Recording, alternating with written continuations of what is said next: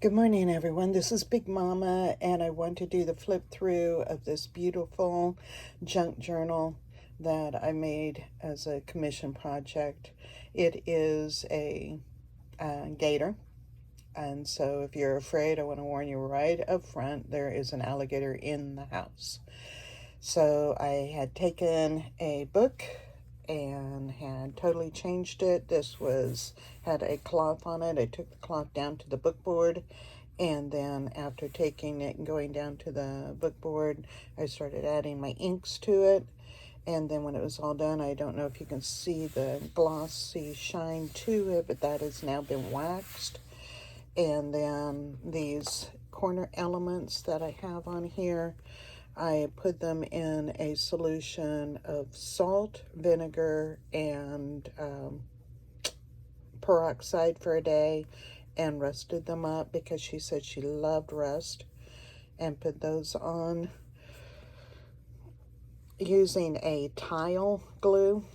And then on the back, when I had distressed the cover, there were some areas here that were compromised, and they weren't compromised too much in my opinion, but I didn't want it after use for it to really fall apart.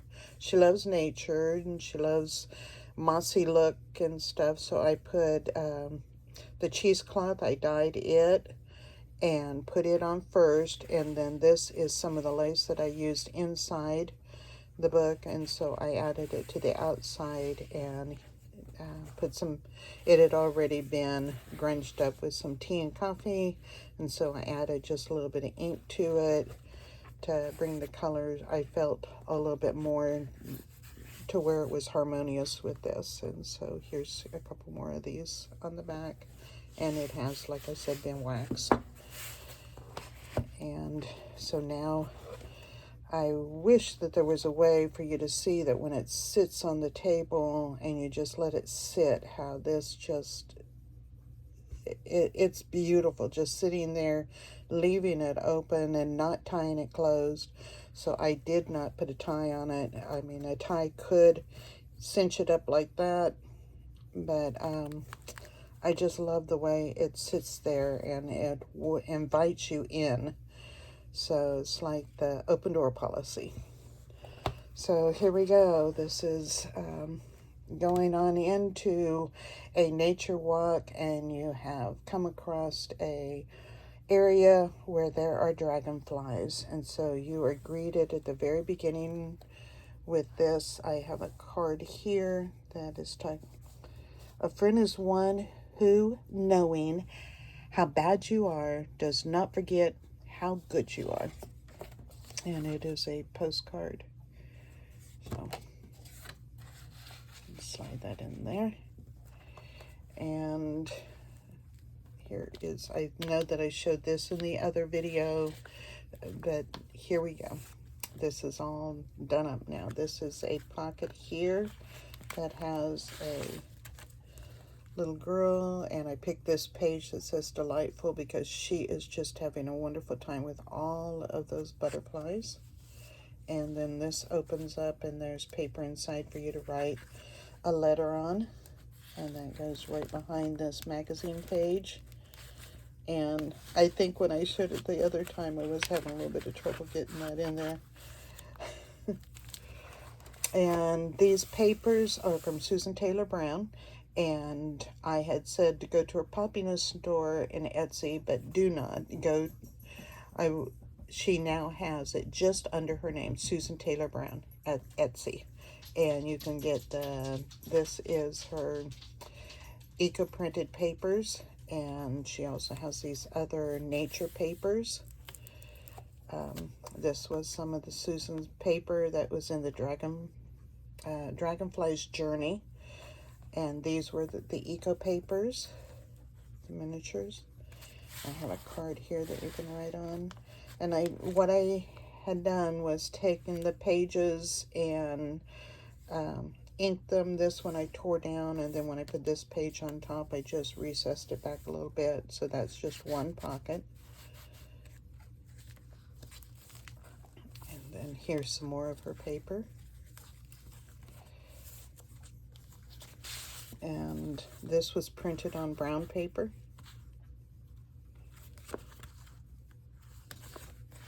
And then this is a dictionary page that had Dragonfly on it. So when I inked it, I tried to leave this area for the Dragonfly.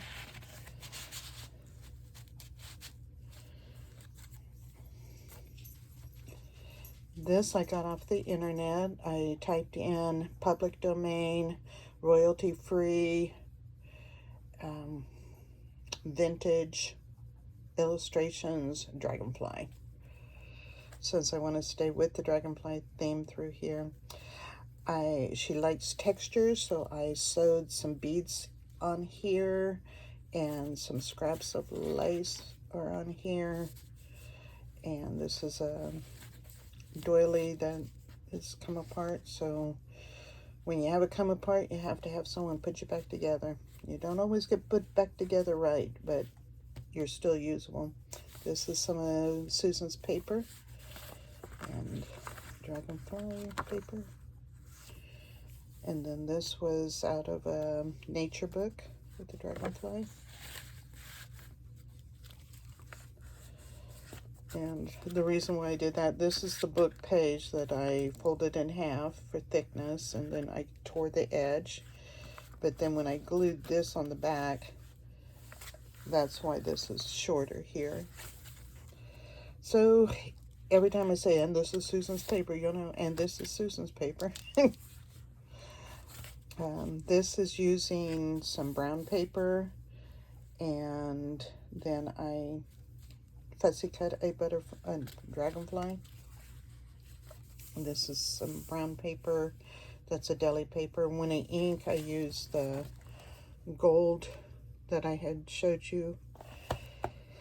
See, I'm just assuming that you guys have all watched those other videos, and this might be the only one you've watched. So I use this metallic luster. I've had this for several years, and I just add water to the top, and it has then the mica comes up to the top, and I use that water then to use on my ink. And then the ink that I use is a distressed oxide. So, and I also use the distressed ink on it. They react to water differently, and so I'll leave that there. Yeah. I do not get paid for advertising, but who knows. Here we go. Some Eco Dyed from Susan, and that's also from her kit. This I found on the public domain, and a coffee dyed index card. And then up here,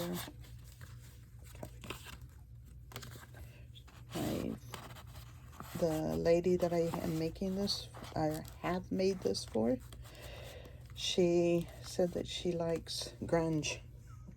So if you're like, oh my gosh, why didn't she throw those away? We like grunge. I love grunge. And so here's some antique lace, and this lace has the tool around the edge, and so I used my seam ripper and went up through the tool and shredded it so that it gave that extra texture up in here.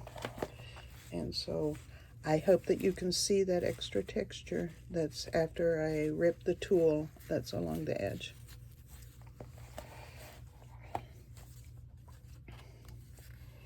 This is a ledger page that I grunched up, antique ledgers. And I did a rub-on on here because I printed this page a couple of times, and so this was down here, and I thought, well, it's too repetitive for me. So you can kind of see the line in there. That's okay. I put the rub-on over it so that it didn't seem quite as repetitive.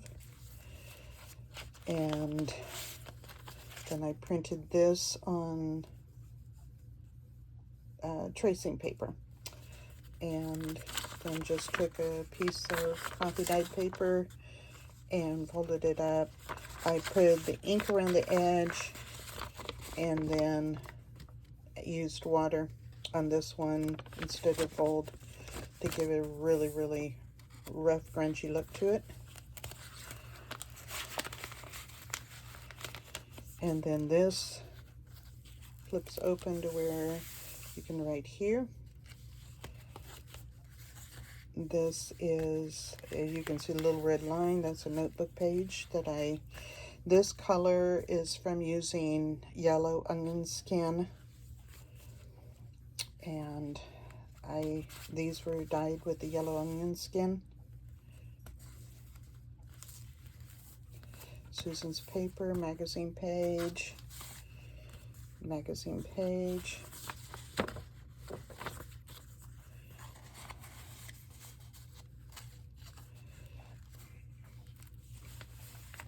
This is printed onto tracing paper, and this is a rusty paper clip, and I don't know if you can see the dragonfly, but I put the dragonfly, I sewed these scraps with just a little stitch or two on the end, and then I put this so that it wouldn't keep swiveling around. So, and then I left this open on the back side so that you can still use the paper clip. You really can, honest, you can. Sit there.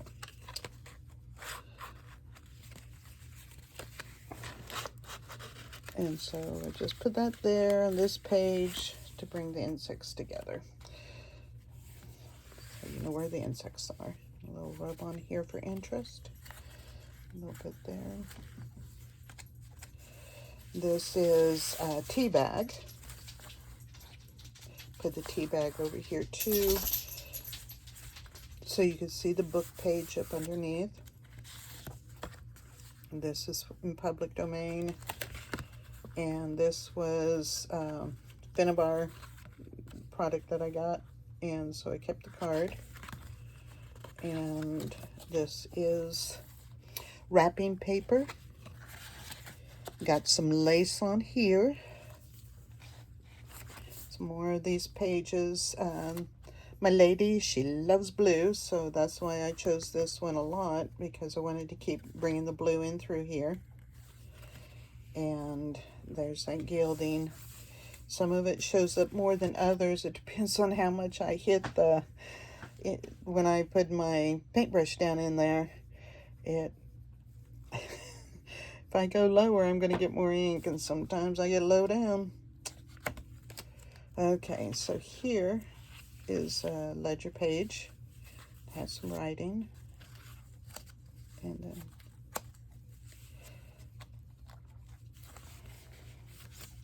I got a little aggressive with the ledger page. I try to change them when I go to the next folio area, but I still had that scrap. It was one of the really long pages, and so I not only could use it a couple of times, I used it a couple of sections. Put a pocket here, and then this card, some of the blue paper.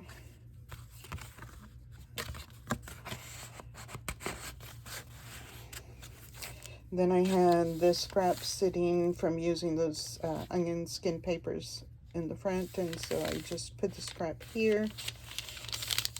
And here is another scrap that was sitting there that I used. And so I had the yellow paper comes up behind to catch this one, and then this catches those down here on and Dragonfly. And then I used this doily and turned it into a belly band pocket. And this was in a book of flowers that I have that you might see when you're going on a nature walk. And so I put it on the book page, and then I zigzagged.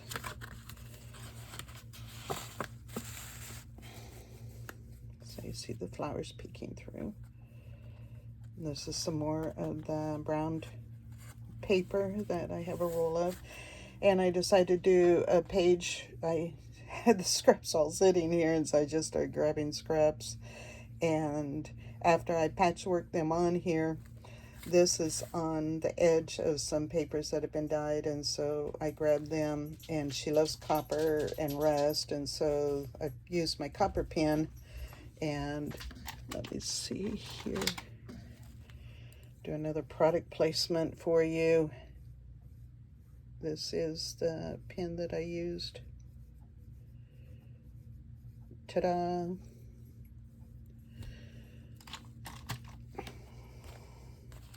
And it says tribe for Kunta Kinte. And they were scarce. My English is very good. Out. And this was on the public domain. This is part of a doily, and I had a scrap of this, and it was already twisted and gnarly, so I just hand stitched it down here with a cross stitch, and then I did some more of the beads on the doily for the texture again. And so I just put that. When it printed on the paper, this was the size. So I had this remnant of paper on the bottom, and I thought, oh, well, we're just going to make that into a pocket. And so it is a shallow pocket because I wanted you to see all of this. And then this from Thoreau it talks about ponds, ducks on a pond, dragonflies love the pond, and you can journal about going to the pond. Remember, we're on a nature walk. And I love these. So I had to put the morning glories there. And here's some more of my onion skin dyeing paper. And then I went along the edge with the blue and hit it with the gold. And this one, this is the green. You can go to the section where you're doing remodeling and where the paint is, and you'll find this roll of green paper where you can tape off your windows and stuff. Well, I use it to craft with, and so I did the lines first with this Faber-Castell Aquarella pencils. And yeah, look how expensive that is. I need to use them. If I'm going to spend that kind of money, I need to use them. And so I put the lines on here and then inked up the edge. And then when I hit it with the water, it makes that spread. After I glued it on, knowing that the paper has a little bit of lumps and stuff, then I hit it with sandpaper. And the reason why I did that, I wanted it to still look like the trees and the vines out in nature. And so I've got the vines here, and this picture that I got off the internet.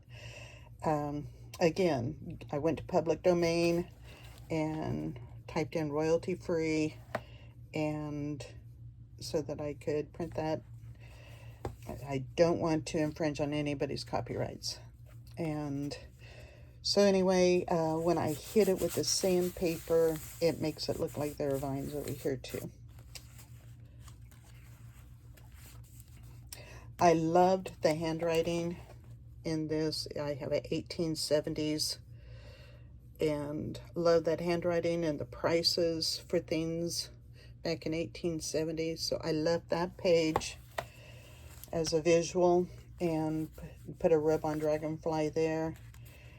And then this page, I have a notebook that's just a little bit too tall. So I didn't want to rip it off and lose this. So I just folded it down and glued it down on itself for the... lots of words there. Okay. For the pretty, there we go. The interest. So you can write there. And then this one, some more of that beautiful handwriting. So I left it, and you can write here and here. So the page still has a writing spot as if that was glued down, but now you got the 2-for-1 off the internet, some more of the public domain. and some more Susan paper and internet. This one, I have a magazine that is the Dramatic Mirror 1915, and so I had a few pages here to create that nice thickness. So I cut through here, creating these pockets. And Susan loves, not Susan, but my friend that I made this for has some puppy dogs. And so I have, you can never have too much happy. And I crossed that, did 4 holes and did a crisscross with some scraps of material, and then secured it with a button over to the side. This one is a little girl, you're my favorite, and put a button there. And then this one, you know that those children are ready to have an adventure, and they've got their beautiful dog that's going to protect them. So she says she had 3 dogs, so we have 3 cards. Dragonflies. Did I tell you she likes dragonflies? She likes dragonflies. Some more Susan's paper in her eco kit. And let me see if I can reach across again without getting my, I have this. I put glue down in here, and so I use this, but you'll notice the bottom of it has a nice little ring. Well, when I'm inking on the table and this is all wet, I sit that down in it, do like that, and then sit it on the paper, sit the paper to the side.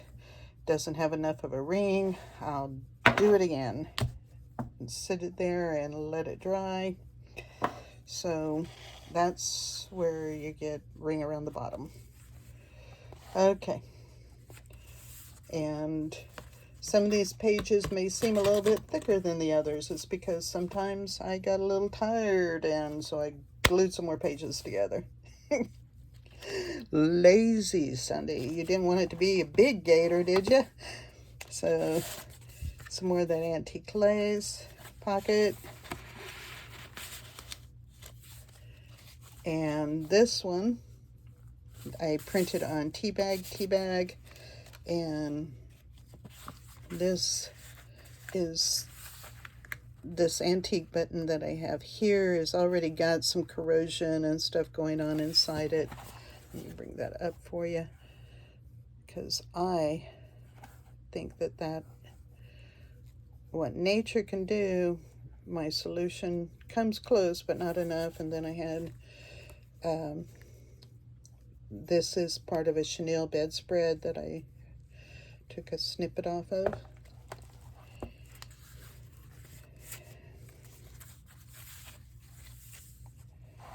And we are back to, did I tell you these, Susan? I didn't know if you knew that. This is the green paper, and then when I hit the edge, this blue oxide, when I got this one on there, I think that this is the Mariner. And look how light it is. It's almost like you're just looking at the pond. Mossy pond, but a pond. And then this was off of the public domain, and I crinkled up the paper after I printed it. I crinkled it so that when I inked it, it would show some of that texture. And this was a lace collar that I put on here. I took the shank button and pushed it through the layers so that, and then I tied a knot on the end of this seam binding so that it holds it in place.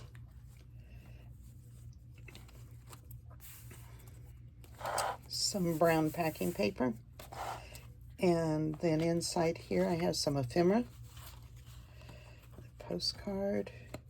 I love this postcard. 1918.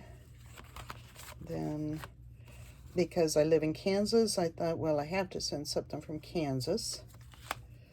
And I'm down in the southeast corner, just an hour from Joplin, so there you go. And here is Kansas City, Missouri. And then a letter from, this is to Miss Leela Moore. Not the way I spell my last name, but so close. And letter is intact. So I thought, you know, these may not stay in here. I have no problem with her utilizing those for something else.